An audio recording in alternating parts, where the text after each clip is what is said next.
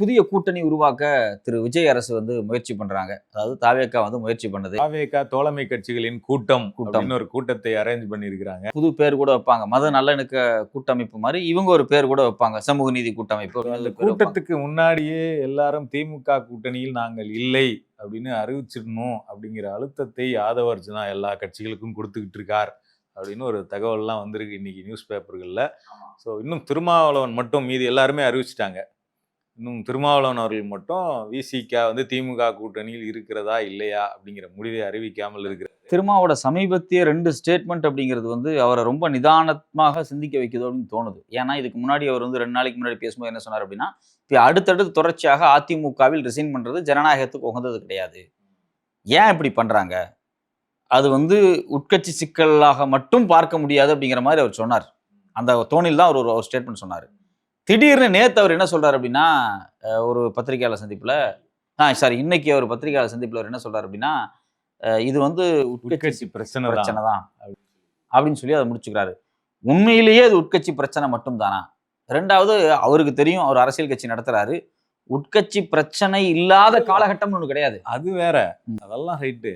ஆனா நீங்க இது ஒரு 3 மாசத்துக்கு முன்னாடி பேசி இருந்துட்டு இன்னைக்கு வேற பேசினா ஓகே.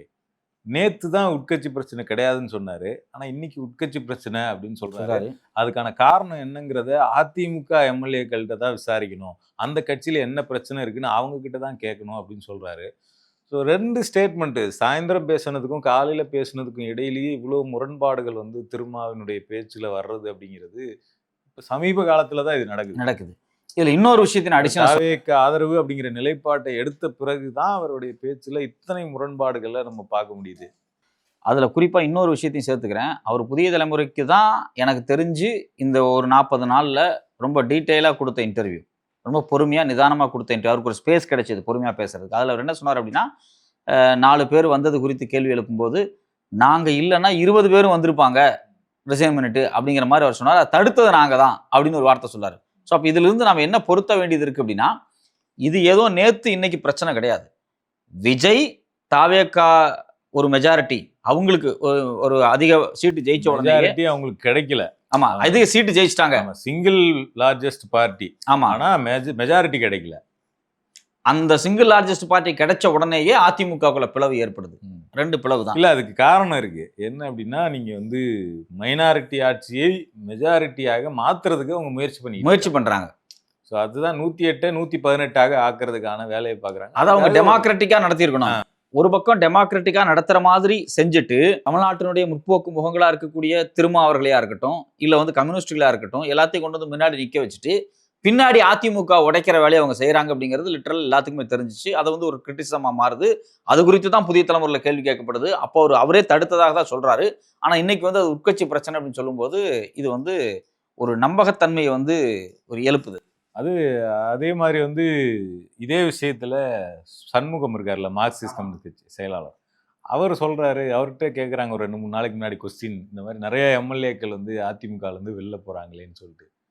நிறைய பேர்லாம் ஒன்றும் போகலையே, 5 பேர் போயிருக்காங்க, அவ்வளவுதானே. 5 பேர், நீங்களே 2 பேர் தான். 2 பேரை வச்சு நீங்க ஒரு கவர்மெண்ட் அப்படி சொல்ல தேவையில்ல. இப்ப இல்ல, நான் எது சொல்றேன்னா, எவ்வளவு பேர் வந்தா நீங்க நிறையன்னு ஒத்துக்குவீங்க? ஏதாவது டெஃபினேஷன் இருக்கா நிறையங்கிறதுக்கு? குதிரை பேரம் 50 பேர் செய்தால்தான் குதிரை பேரம், 5 பேர் செய்தால் குதிரை பேரம் கிடையாது. அது குட்டி குதிரை பேரம் அப்படின்னா, இல்ல குதிரை குட்டி பேரம் அப்படின்னு சொல்லி முடிச்சிடலாமான்னு கேட்கிறேன். குதிரை குட்டி பேரத்துக்கு எந்த பிரச்சனையும் கிடையாது, குதிரை பேரத்துக்கு தான் பிரச்சனை அப்படின்னு சொல்லி முடிச்சிடலாமா? இப்போ வரைக்கும் 7 கிட்டத்தட்ட 6 பேர் வந்திருக்காங்க. 7 தொகுதிகளுக்கு இடைத்தேர்தல் நடக்க போகுது. இன்னும் எஸ்பி வேலுமணி ரெடி ஆகிட்டு இருக்காரு. ஏற்கனவே மதிமுக எம்எல்ஏக்கள் 2 பேருக்கு அட்டம்ப்ட் போடப்பட்டிருக்கு. இதெல்லாம் சேர்த்தா 10 தாண்டுது எண்ணிக்கை. இது இல்லாம இன்னும் சில தகவல்கள்லாம் வந்திருக்கு சில பத்திரிகைகள்ல. என்னன்னா, சிவி சண்முகம் அமைதியா இருக்கிறாரு இல்லைங்களா, அது அவருடைய அமைதிக்கு பின்னாடி ஒரு பெரிய புயல் ஒளிஞ்சிக்கிட்டு இருக்குன்னு சொல்லிட்டு, என்ன அப்படின்னா, அவரும் வரப்போறாரு. ஆனா தனியா வரப்போறது இல்லை. அவர் சங்கராபுரம், புவனகிரி, பண்ருட்டின்னு சேர்த்து இன்னொரு 3-4 எம்எல்ஏக்களை வட மாவட்டங்கள்ல இருந்து சேர்த்து வெளியில கூட்டு வர போறாரு அப்படிங்கிற தகவல் வந்துகிட்டு இருக்கு. ஸோ இப்படி இந்த எம்எல்ஏக்களை உடைச்சி கூட்டு வர்றது அப்படிங்கிறது என்னைக்கு முடிய போகுது அப்படிங்கிறதே தெரியாம தான் ஓடிக்கிட்டு இருக்கு. தேர்தல் ஆணையமே கன்ஃபியூஷன்ல உட்காந்துட்டு இருக்காங்க. நம்ம இடைத்தேர்தலை நடத்தலாமா வேண்டாமா, இல்ல தேர்தல் நடத்தி முடிச்சு டெல்லிக்கே போயிடலாமா, இல்ல தேர்தலை நடத்தி முடிச்ச உடனே, தேர்தல் நடத்தி முடிச்சு தாவேக்காவுக்கு ஒரு 4 சீட்டு கிடைக்கலன்னு வச்சுங்களேன், திருப்பி அந்த ஒரு 4 பேர் ரிசைன் பண்ணுவான், மறுபடியும் ஒரு தேர்தல் நடத்தணும். இந்த 118 வர வரைக்கும் இடைத்தேர்தலுக்கு எண்டே கிடையாது அப்படிங்கிற மாதிரி தான் நடந்துகிட்டு இருக்கு. ஆக்சுவலா இது வந்து இது அதிமுகவை உடைப்பது யாருக்கு பெரிய சிக்கல் அப்படின்னா, அதிமுகவுக்கு சிக்கல் அப்படிங்கிறது ஒரு பக்கம். ஆனா அதை விட பெரிய சிக்கல், இன்னைக்கு தாவேகா யாருடைய தயவில் ஆட்சியை நடத்தி கொண்டிருக்கிறதோ அவங்களுக்கு தான் சிக்கல். யாரை வைத்து நாளை கூட்டம் போட போறாங்களோ, யாரை வச்சு இவங்க ஒரு சமூக நீதியோ, சமூக நலமோ, இல்ல மதச்சார்புமோ ஏதோ ஒரு பிராண்டில் ஒரு கூட்டணியை உருவாக்க முயற்சி பண்றாங்களோ, அந்த கூட்டணிக்கு தான் கெட்ட பேரு. அது ஒரு கொஸ்டினா மாறும் கூட்டணிக்கு. நீங்க தான் என்கரேஜ் பண்ணீங்க. இல்ல. அவங்க நாளைக்கு விஜயோடு முரண்பட்டு நின்னா உங்கள் தயவு எங்களுக்கு தேவையில்லைன்னு சொல்றதுக்கு தான் இத்தனை பேரை இழுக்கிறாங்க. அவங்க 118க்கு தைரியமா இருக்கலாம். அவங்க இவ்வளோ பேரை இழுக்கிறதுக்கு காரணமே, நாங்க உங்கள நம்ப தயாரா இல்ல. இப்போதைக்கு நீங்க எங்க கூட இருக்கிறீங்க, உங்கள பயன்படுத்திக்கிறோம். நாளைக்கு நீங்க ஏதாவது எங்களோட முரண்பட்டு நின்னீங்கன்னா, உங்கள தூக்கி போட்டு எங்ககிட்ட ஆல்ரெடி இருக்காங்க அதிமுக ஆளுங்க. அவங்கள வச்சு நாங்க ஜெயிச்சு வந்துக்குவோங்கிறதுக்கான முயற்சியை தான் நடத்திட்டு இருக்காங்க. ஸோ இந்த முயற்சி வந்து முதல்ல கண்டிச்சிருக்க வேண்டியது அவங்க தான். ஆனா எதிர்பாராத விதமா இத திமுக கண்டிச்சுக்கிட்டு இருக்காங்க. ஆக்சுவலா அதிமுக பலவீனம் அடையிறது திமுகவுக்கு நல்லது தானே. ஆமா. அதிமுக அப்படிங்கிற கட்சியினுடைய இருப்பு அப்படிங்கிறது வந்து குலையிறது திமுகவுக்கு ஒரு பெரிய பலம் தான். ஆனா திமுக கண்டிச்சுக்கிட்டு இருக்கு. யாருக்கு இது பாதிப்பா இருக்குமோ உண்மையிலேயே அவங்க வந்து இத வந்து ஏதோ ஒரு சாக்குகளை டெய்லி சொல்லிக்கிட்டு இருக்காங்க. கேட்டா திமுகவும் அதிமுகவும் கூட்டணி பார்த்தாங்கிறத சண்முகம் இன்னைக்கு வரைக்கும் பேசிக்கிட்டு இருக்காரு. சண்முகம் பேசுறத விடுங்க, காதர் மொய்தீன் பேசி இன்னைக்கு அதான் ஹைலைட்டு. அவர் புதிய தலைமைக்கு ஒரு ஸ்பெஷல் இன்டர்வியூ கொடுத்துருக்காரு போல இருக்கு. எனக்கு தெரிஞ்சு இந்த நரேஷனை வந்து இந்த டே 1ல இருந்து செட் பண்றது புதிய தலைமுறை தான். நான் ஃபர்ஸ்ட் செய்தி திமுக அதிமுக ஒன்றிணைகிறார்கள் அப்படிங்கிற செய்தியை திரு சமஸ் அவர்கள் புதிய தலைமுறை முதல்ல அந்த இதை வந்து செட் பண்றாங்க. அதுக்கு பிறகுதான் ஹிந்துவில் கோலப்பன் எழுதுறாரு. அது வந்து ஒரு பெரிய டிஸ்கஷனாக மாறுது. இது நேஷனல் லெவல் மீடியா வரைக்கும் பேசுது. அப்போ இன்னைக்கு வரைக்கும் சமஸ் இதை கேரி பண்ணி எடுத்துட்டு போயிட்டே இருக்காரு. இல்ல விஜய் அரசியல் கட்சி ஆரம்பிச்ச டைம்ல இருந்தே வந்து விஜய்க்கு ஒரு மைலேஜ் செட் பண்ணதுல சமஸோட பங்கு ரொம்ப பெருசு, முக்கியமானது. அதுல வந்து விஜய் அண்ணாவோடு ஒப்பிட்டதா இருக்கலாம், எம்ஜிஆரோடு ஒப்பிட்டதா இருக்கலாம். விஜய் சோழ நாட்டுக்கு போறாரு, சேர நாட்டுக்கு போறாரு, பல்லவ நாட்டுக்கு போறாருன்னு சொல்லிட்டு ஏதோ ஒவ்வொரு நாட்டுக்கும் ராஜா மாதிரி போயிட்டு வர மாதிரியான ஒரு பில்டப்பை கொடுத்ததா இருக்கலாம். இது எல்லாத்துக்குமே பின்னாடி சமஸோடைய ஒர்க் இருக்கு. சமஸோடைய அந்த பாணியில் செயல்பட்ட இன்னும் சில ஊடகங்கள் இருக்காங்க. பாலிமர் செயல்பட்டாங்க, நியூஸ் 24/7 செயல்பட்டாங்க, தந்தி செயல்பட்டாங்க. இப்போ தமிழ்நாட்டில் ஊடகத்தில் புதிய தலைமுறை, பாலிமர், நியூஸ் 24/7, தந்தி, இதுதான் 4 டாப் மோஸ்ட் சேட்டலைட் சேனல். இது 4மே வந்து விஜய்க்காக மட்டுமே பேசிக்கிட்டு இருக்கு. இன்னைக்கு வரைக்கும் பேசிக்கிட்டு இருக்கு.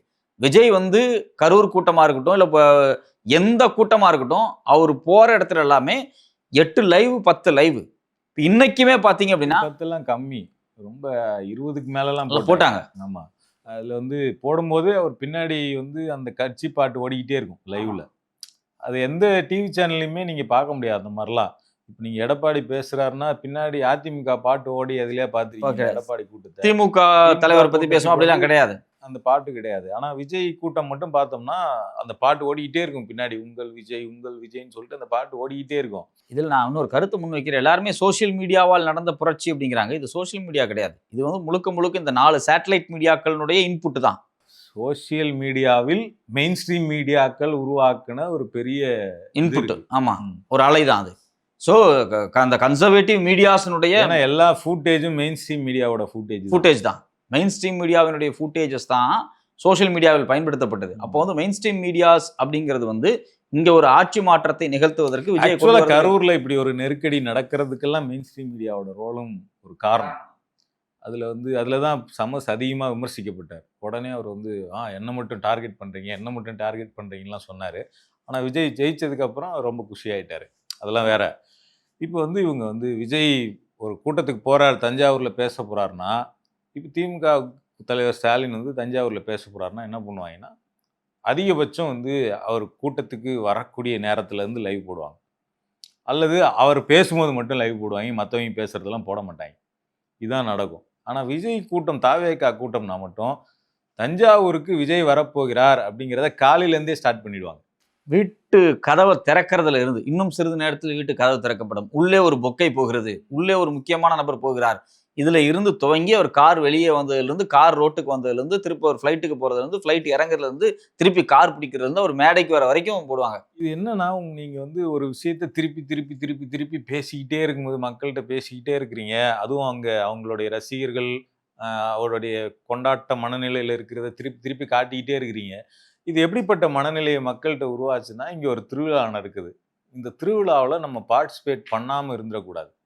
ஊர்ல ஒரு திருவிழா நடக்குதுன்னு வச்சுக்கங்களேன், அப்போ வீட்ல நம்ம மட்டும் அங்க போய் போல அப்படின்னா, நமக்கு ஒரு மாரி இருக்கும். நமக்கு கடவுள் பக்தி இல்லாம இருக்கலாம். அல்லது அந்த திருவிழாவுக்கு நமக்கு தொடர்பு இல்லாம இருக்கலாம். ஆனா நடக்குது.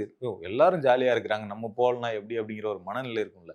அந்த மனநிலையை விஜயின் கூட்டங்களை மையப்படுத்தி இந்த மெயின் ஸ்ட்ரீம் மீடியா எல்லாமே உருவாக்குச்சு. அதோடைய பாதிப்புங்கிறது தேர்தல் வரைக்கும் இருந்தது. தேர்தலையே ஒரு திருவிழாவாக பார்த்த மக்கள் அப்படிங்கிறவங்க நெறைய பேர் இங்க இருந்தாங்க. அப்ப இதெல்லாம் பண்ணி பண்ணி தான் இங்க வந்துச்சு. அந்த சமஸ் வந்து அந்த பணியை இன்னும் தொடர் இல்ல இன்னும் தொடர்றது தான் ஆச்சரியமான விஷயம் இருக்கு. விஜய் இன்னைக்கு ஜெயிக்கிறதுக்கு முழுமையா பின்னாடி இருந்து வேலை பார்த்தது சமஸ். சமஸ் டைரக்ஷன்ஸ்னா மத்த மீடியாக்கள் அதை ஃபாலோ பண்ணியிருக்கிறாங்க. இன்னைக்கு வந்து உட்கார்ந்ததுக்கு பிறகும் திரும்பவும் திமுகவை டேமேஜ் பண்றது. இப்ப நீங்க என்ன பண்ணணும், ஒரு நியாயமான ஒரு பத்திரிகையா இருந்தா, ஏற்கனவே இருந்த ஆளுங்கட்சி மேல விமர்சனம் இருக்கு, ஆல்டர்னேட் கட்சியை நாங்க கொண்டு வந்துட்டோம் அப்படிங்கிறது ஓகே ரைட்டு. ஒரு ஊடக பொறுப்பு, ஊடக சுதந்திரம், ஊடக தர்மம்னு கூட நீங்க பேசிக்கலாம். இன்னைக்கு ஆளுங்கட்சி அவங்க வந்திருக்காங்க. தவறை தட்டி கேட்க வேண்டியதுதான் உங்களோட பொறுப்பு. ஆனா இன்னைக்கும் உட்கார்ந்து திமுகவை கேரக்டர் அசாசினேட் பண்ணணும், அதிமுகவை கேரக்டர் அசாசினேட் பண்ணணும் அப்படிங்கிற முடிவை வந்து ஒரு ப்ராஜெக்டா செய்யறாரு சமஸ். அதுதான் இங்க சிக்கலா இருக்கு. அதான் ஐயுஎம்எல் தலைவர் வந்து இன்னைக்கு பேட்டி எடுத்து கரெக்டா அம்மார் விஜயபாஸ்கர், வேலுமணிலாம் சேர போற நேரத்துல கரெக்டா போடுறாரு. ஸோ அவங்க இது வெயிட் பண்றாங்க. நியூஸ் எடுத்துட்டாங்க, அதை வெயிட் பண்றாங்க. நாளைக்கு அவங்க சேர்றாங்க அப்படின்னா திமுக அதிமுக டிஸ்கஷன் ஆகக்கூடாது. ஐயுஎம்எல் தலைவர் திமுகவும் அதிமுகவும் சேர பார்த்தது மோசடி அப்படின்னு டிஸ்கஷன். ஆக்சுவலி திமுகவும் அதிமுகவும் ஒன்று சேருவது குதிரை பேரம் அல்ல. திமுக அதிமுகவில் இருப்பவர்கள் உடைத்துக் கொண்டு தாவேக்காவுக்கு வருதுதான் குதிரை பேரம். அதான் அதிமுகவும் கூட்டணி வைப்பது சட்டப்பூர்வமாக அனுமதிக்கப்பட்ட ஒண்ணு. அதுல எந்த தவறுமே கிடையாது. அவங்க வெளிப்படையா அதை பேசலாம். ஆமா நாங்க கூட்டணி பேசலாம் ட்ரை பண்ணணும்னு கூட சொன்னா கூட தவறு கிடையாது. சட்டப்படி தவறு கிடையாது. ஆனா ரிசைன் பண்ணக்கூடிய அதிமுக எம்எல்ஏக்கள் ஆமாம் குதிரை பேரம் நடத்தினார்கள்னு சொல்ல முடியாது. அவங்க கடைசி வரைக்கும் பொய்யை மட்டும் தான் சொல்ல முடியும். ஏன்னா வைகோ போட்டு உடச்சிட்டாருல்ல, கூப்பிட்டாரு விஜய் வாங்க ரிசைன்மெண்ட்னு சொல்லி. அப்ப அதனால அவங்க உண்மையை சொல்ல முடியாது. ஆனா திமுகவும் அதிமுகவும் அது உண்மையா இருந்தா அவங்க தைரியமா வெளில சொல்ல முடியும். அதுல எந்த தவறுமே கிடையாது. அதுல என்ன மோசடி இருக்கு? ஆனா அதை திருப்பி திருப்பி அதுவும் அவர் என்ன சொல்றாருன்னா, ஸ்டாலின் இப்ப நாங்களும் அதிமுகவும் கூட்டணி வைக்க போறோம், எடப்பாடியை முதலமைச்சர் ஆக போறோம், நீங்க வரீங்களா சொல்லுங்க, நீங்க வரணும் அப்படின்னு கூட்டத்தாலாம் சொல்லல. அவர் என்ன சொல்றாரு, எடப்பாடியை முதலமைச்சராக்க திமுக யோசிப்பதாக சொல்லப்படுது அப்படின்னு. திமுக யோசிப்பதாக சொல்லப்படுது. இது எதுக்கு சொல்லப்படுதுன்னு ஸ்டாலின் சொல்லணும்னா, ஸ்டாலின் யாரு மூணாவது ஆளா? இப்ப இந்த இன்டர்வியூ வச்சுட்டு உடனே ஐயுஎம்எல் தலைவரே சொல்லிட்டாரு, திமுக அதிமுகவை ஸ்டாலினே நேரடியாக அவர்கிட்ட பேசியிருக்கிறாராம், அவர் வாக்குமூலம் கொடுத்துட்டாரு. வைகோ கொடுத்த வாக்குமூலத்தை விடவா இது பெரிய வாக்குமூலம்னு கேட்கிறேன் நான். ஒரு சட்டத்துக்கு விரோதமாக ஒரு கட்சியினுடைய எம்எல்ஏக்களை மக்கள் தீர்ப்போட ஜெயிச்ச எம்எல்ஏக்களை ரிசைன்மெண்ட் வாங்க, நான் உங்களுக்கு பதவி தரேன், வேற ஒன்று தரேன், இது தரேன், அது தரேன்னு ஆசை காட்டி அவங்கள ரிசைன் பண்ண வச்சு, நாங்கள் வாங்க எங்ககிட்ட சீட்டு இருக்குது வாங்க நாங்கள் கொடுக்குறோம் நீங்கள் ஜெயிங்கன்னு கூப்பிட்டு சட்டத்துக்கு விரோதமாக செய்கிறது சமஸுக்கு பெரிய விஷயமா தெரில. அது சிம்பிளாக ஒரு நியூஸ் கார்டோடு கடந்து போயிடும். இல்லைன்னா அதுக்கு வேற யாராவது கருத்து சொல்லணும், அப்போ தான் அதை போடுவாங்க. வேற யாராவது ப்ரெஸ்ஸில் அவங்களா கருத்து சொல்லணும், திரும்ப அவராக கண்டிக்கணும், இல்லை வீரபாண்டியன் அவராக கண்டிக்கணும், அதை காடாக போடுவாங்க. அதை காடாக போட்டு அவங்களுடைய நடுநிலையை நிரூபிப்பாங்க. ஆனால் இந்த விஷயத்தில் சட்டப்பூர்வமாக அது செய்தாலும் சரி அப்படிங்கிற விஷயத்த மோசடியா திருப்பி திருப்பி காட்டுறாங்க. இதுதான் இங்க நடக்கக்கூடிய பிரச்சனை. இது திட்டமிட்டு சமஸ் மாதிரியான ஆட்கள் வைக்கக்கூடிய ஒரு அஜெண்டா. இப்ப இந்த இடத்துல நம்ம இன்னொரு விஷயத்தை கவனிக்க வேண்டியிருக்கு. நாளைக்கு இந்த கூட்டம் நடக்க போகுதுங்கிறதெல்லாம் தாண்டி இப்போ மதச்சார்பின்மையை காப்பாற்றுறதுக்கும் மத நல்லிணக்கத்தை காப்பாற்றுறதுக்கும் தான் இந்த கூட்டணி உருவாக்கப்பட்டதா அவங்க சொல்றாங்க. அப்போ இந்த இடத்துல அவங்களுடைய விஜயினுடைய எனிமி யார்? திமுக கிடையாது. மதச்சார்பின்மையை காப்பாற்ற தான் அவங்க கூட்டணி உருவாக்குறாங்கன்னா விஜயினுடைய எனிமி பாஜக. ஆனால் பாஜகவோ இல்லை ஆர்எஸ்எஸோ பாஜக இந்து முன்னணியோ இல்லை மற்ற அமைப்புகளோ இந்த 1.5 மாதத்துல விஜய் ஆட்சிக்கு எதிராக அவங்க ஏதாவது பண்ணியிருக்கிறாங்களா? அல்லது குரல் கொடுத்திருக்கிறாங்களா? பேசுறாங்களான்னு கேட்டா, ஒரு பெரிய டெட் சைலன்ஸ் இருக்கு. சம்பிரதாயத்துக்காக ஏதோ 1, 2 கண்டிக்கிறாங்களே தவிர, திமுக ஆட்சியில திமுகவை தீவிரமா எதிர்த்த மாரி விஜய வந்து இவங்க யாருமே எதிர்கொள்ளல. இப்போ கூட வந்து அண்ணாமலை வந்து திமுகவின் மீது சில விமர்சனங்கள் முன் வச்சுட்டு போயிட்டு இருக்காரு. அத நான் கூட பார்த்தேன். அண்ணாமலை வந்து நீங்க கட்சி இப்ப ஆரம்பிக்கலாம், அப்புறம் ஆரம்பிக்கலாம். இன்னும் 10 வருஷம் கழிச்சு கூட நீங்க ஆரம்பிக்கலாம். வி த லீடர்ஸ்ன்னு வந்து நிக்கலாம். ஆனா நீங்க வந்து கருத்து சொல்றதுக்கு உங்களுக்கு தடை கிடையாது. கட்சி ஆரம்பிக்கிறதுக்கு தான் உங்களுக்கு காலம் தேவைப்படும். கருத்து சொல்றதுக்கு காலம் தேவையில்ல. ஆனா அண்ணாமலை சைலன்ட் மெயின்டெயின் பண்றாரு. விஜய் பத்தி பேச வேண்டான்னு சொல்லிட்டு ஏதோ ஒரு சைலண்ட்ட வந்து அவங்க மெயின்டெயின் பண்றாங்க. துக்ளக்ல வந்து குருமூர்த்தி வந்து எழுதுறாரு. கேள்வி பதில் எழுதுவாங்க. அதுல வந்து இந்த மாரி நிர்மல்குமார் வந்து ஒண்ணு பிரஸ் மீட் ஏன் விஜய் வைக்க மாட்றாருன்னு கேட்கும்போது, இந்த சோசியல் மீடியா யுகம் அதெல்லாம் அந்த காலம் மீடியாவே கிடையாது. பேப்பர் மட்டும் தான் இருக்கும். அதனால பிரஸ் மீட் குடுத்தா தான் அந்த தகவல் வெளில போகும். இன்னைக்கு இருக்கக்கூடிய சோசியல் மீடியா இதுக்கெல்லாம் பிரஸ் மீட் வைக்கணும்னே அவசியம் கிடையாது அப்படின்னு நிர்மல்குமார் சொன்னார். அதுக்கு துக்ளக் குருமூர்த்தி வந்து ஆமாம்னு அத ஆதரிச்சு எழுதுறாரு. அவர் சொன்னது சரி. விஜய் பிரஸ் மீட் கொடுக்காமல் இருப்பது சரின்னு எழுதுறாரு குருமூர்த்தி. நிர்மல் சொன்னா சரியா தான் இருக்கும். என்ன ஏன் அப்படின்னா, என்ன சொல்றாருன்னா, அதுக்கு காரணம் என்ன சொல்றாருன்னா, இன்னைக்கு வந்து சோசியல் மீடியா பெருகிடுச்சு. தரமற்ற ரிப்போர்ட்டர்ஸ், ஊடகவியலாளர் நெறைய வந்துட்டாங்க. அவைங்க வந்து வேணும்னே வந்து கன்னா பின்னான்னு கேள்வி கேட்பாங்க. அப்ப அது அவங்களுடைய இமேஜ டேமேஜ் பண்ணும். அதனால விஜய் பிரஸ் மீட் குடுக்காமல் இருப்பது சரிதான். அப்படின்னு தாவேகாவின் நிலைப்பாட்டை, விஜயின் நிலைப்பாட்டை ஆதரித்து துக்ளக்ல குருமூர்த்தி எழுதுறார். அப்போ இது இந்த இந்த பாஜகவினுடைய சைலன்ஸ் அப்படிங்கிறது வந்து ரொம்ப உன்னிப்பா கவனிக்க வேண்டியது. இல்ல இவர் வந்து ஆர்எஸ்எஸ்ஸின் தத்து பிள்ளை, இல்ல வளர்ப்பு பிள்ளை, இல்ல செல்ல பிள்ளை இல்லை என்று நாங்கள் முடிவெடுத்து விட்டோம். நீங்கள் எங்களை வந்து கூட்டணிக்கு கூப்பிட்ட உடனே அந்த முடிவுக்கு நாங்க வந்துட்டோம் அப்படின்னு திருமா சொன்னார். அதே ரொம்ப ஒரு முரண்பாடான ஒரு ஸ்டேட்மெண்ட். அது ஏன் ஸ்ட்ராட்டஜியா இருக்கக்கூடாது அப்படின்னு திருமாவுக்கு தெரியாதா? தேர்தலுக்கு முன்னாடி பாஜக குறித்து இதுவரைக்கும் வாயே திறக்கல விஜய். தாவேகாவுக்கு சனாதன எதிர்ப்புல எந்த விதமான கொள்கையுமே கிடையாது. களத்துல எதையுமே காமிக்கல. இன்னைக்கு பிபியா போட்டிருக்கக்கூடிய 90% அட்வொகேட்ஸ் எல்லாருமே ஆர்எஸ்எஸ் சார்ந்தவங்க. திருப்பரங்குன்ற விவகாரத்திலிருந்து வள்ளுவருக்கு காவியோட போட்டதிலிருந்து பாரத் மாதா பாட வரைக்கும் இவங்க எல்லாத்தையுமே ஆதரிச்சுக்கிட்டு இருக்கிறாங்க. ஆனா இதுக்கு முன்னாடி இவங்க ஆர்எஸ்எஸ் செல்லப்பிள்ளைன்னு சொன்னாரு. இன்னைக்கு ஆர்எஸ்எஸ் செல்லப்பிள்ளை மாதிரி செயல்படும் போது இல்ல நிர்மலா சீதாராமன் விஜய் செய்தது சரின்னு சொல்றாங்க. அவங்க பேட்டி கொடுக்கும்போது, தமிழ்நாட்டுக்கு வந்து பேட்டி கொடுக்கும்போது, விஜய் சட்டமன்றத்துல இப்படிலாம் பண்ணது, ஸ்டாலினை குறித்து பேசினதெல்லாம் வந்து சட்டமன்றத்துல பேசாம வேற எங்க பேசுவாங்கன்னு சொல்றாங்க. அப்ப இது எல்லாமே நம்ம வந்து பல கேள்விகளோட தான் பார்க்க வேண்டியிருக்கு. அதே மாதிரி விஜய் வந்து கண்ணை மூடிக்கொண்டு நாங்கள் வந்து ஒன்றிய அரசோடு மோதல் போக்கை கடைபிடிக்க மாட்டோம்னு சொல்றாரு. நாங்க கண்ணை மூடிக்கொண்டு கடைபிடிக்க மாட்டோம் அப்படின்னா, கடந்த ஆட்சியில இருந்தவங்க எந்த விஷயத்துல கண்ணை மூடிக்கொண்டு எதிர்த்தாங்க? அது சொல்லணும்ல. நீங்க வந்து அவங்க செஞ்சதுல இதெல்லாம் எதிர்த்திருக்க தேவையில்லை ஒன்றிய அரச. அப்படின்னு ஏதாவது ஒண்ணு சொல்லுங்க. திமுக இந்த விஷயத்தில் ஒன்றிய அரசை கண்ணை மூடிக்கொண்டு எதிர்த்தது. இதை எதிர்த்திருக்க தேவையில்லை. நாங்க எதிர்க்க மாட்டோம். அப்படின்னு ஏதாவது ஒரு விஷயத்த சொல்லணும்ல. கண்ணை மூடிக்கொண்டு எப்படி ஒரு அரசாங்கத்தை இன்னொரு அரசாங்கம் எதிர்க்க முடியும்? அப்ப எதிர்ப்புக்கு சில காரணங்கள் இருக்குல்ல. அந்த காரணத்தை வந்து மறைச்சிட்டு இவர் என்ன பண்றாருன்னா, கண்ணை மூடிக்கொண்டு எதிர்த்ததாக ஒரு இமேஜ வந்து பில்ட் பண்றாரு. ஒன்றிய அரசு வந்து ஒரு சில பிரச்சனைகள் இருக்கு அவங்களுக்கு நம்மோட. ஆனா வந்து அத தாண்டி அவங்களுக்கும் நமக்கும் ஒண்ணும் சிக்கல் கிடையாது. நம்ம அவங்களுக்கான உரையாடக்கூடிய ஸ்பேஸ் இருக்குது. அப்படிங்கிற மாதிரியான ஒரு ஒரு பாஜகவின் மீது ஒரு நல்ல அபிமானத்தை கிரியேட் பண்ணக்கூடிய வகையில விஜய் வந்து செயல்படுறதா தான் பார்க்க முடியுது. அப்ப அதுக்கேத்த மாரி அவங்களும் வந்து ஒரு சைலண்ட்ட மெயின்டெயின் பண்றாங்க. இதுக்கு பின்னாடி என்னென்ன திட்டங்கள் இருக்கலாம் இந்த நேரத்துல இவங்க பேச மாட்டேங்கிறாங்கல்ல விசிகா. இவர் வந்து சனாதன எதிர்ப்பு பேச மாட்டேங்கிறாரு அப்படிங்கிற சூழல்ல, சனாதன எதிர்ப்புக்காக வாயே திறக்காத சூழல்ல, பாஜக எதிர்ப்பை பத்தி பேசாத சூழல்ல, நீங்க வந்து மத நல்லிணக்க கூட்டணியையோ, இல்ல நீங்க வந்து மதச்சார்பற்ற கூட்டணியவோ, இல்ல வந்து முற்போக்கு கூட்டணியோ எப்படி விஜய் மையமா வச்சு உருவாக்க முடியுங்கிற கேள்வி இருக்குல்ல.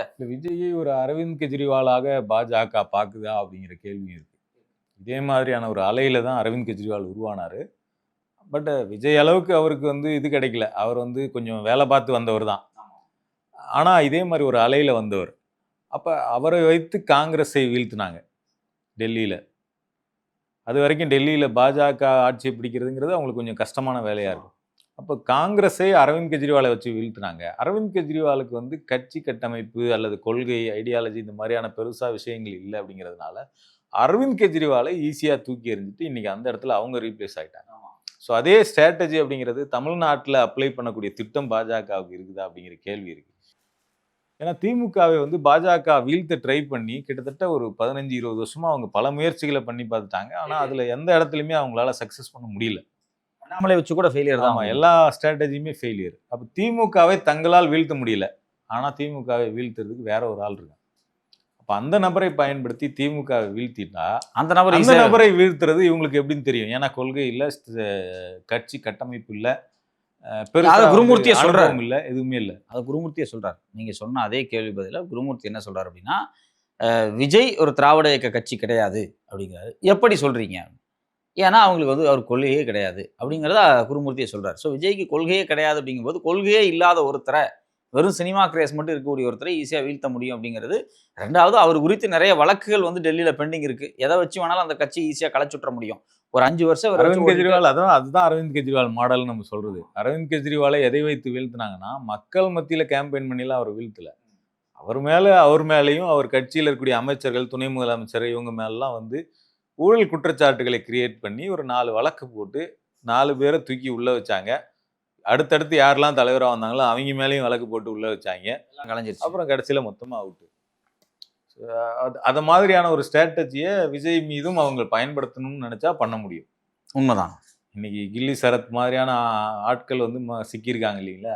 இந்த மாதிரி எக்கச்சக்க பேர் உள்ள இருப்பாங்க கட்சிக்குள்ள. அப்போ யாரையாவது ஒருத்தவங்களை வச்சு ஈஸியாக அதில் விஜயையும் சிக்க வச்சு வழக்கு போட்டு அந்த ஆட்சியை முடிக்கிறதுங்கிறது அவங்களுக்கு பெரிய விஷயம் கிடையாது. அது ரொம்ப ரொம்ப ஈஸியாக முடிச்சுட்டு போயிறாங்க. இப்போ அப்படியான ஒரு ஸ்ட்ராட்டஜியை பாஜக வந்து பயன்படுத்துகிறதா அப்படிங்கிறது தான் பாஜகவுடைய சைலன்ஸ்லேருந்து நம்ம கவனிக்க வேண்டியிருக்கு. பாப்பம் பொறுத்திருந்து இந்த கூட்டணி அமைவது குறித்து என்ன ஒரு முற்போக்குத்தனமான உரையாடல்கள் நடக்குது அப்படிங்கிறத பொறுத்திருந்து பார்ப்போம்.